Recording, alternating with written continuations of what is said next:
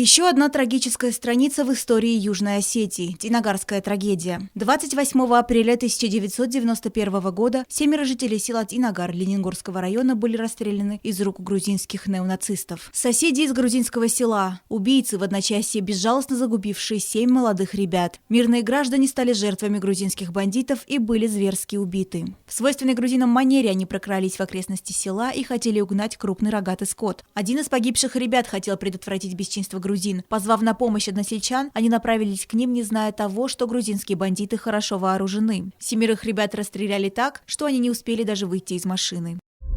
Отар Маргиев, Гиви Бибилов, Славик Черткоев, Заур Хубулов, Отар Хубулов, Тенгиз Дудаев и Таймураз Хубулов.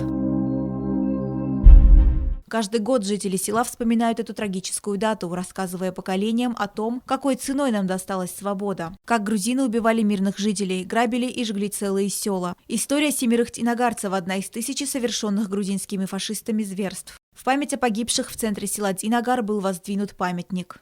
За десятки лет противостояния жертвами грузинского террора стали несколько тысяч людей. Только в Лениногорском районе от рук грузинских фашистов погибли десятки человек. Мы не должны забывать жертв трагедий, помнить ни в чем не повинных граждан, защитников Родины, погибших за свободу Южной Осетии. Знать и помнить о них – долг каждого из нас.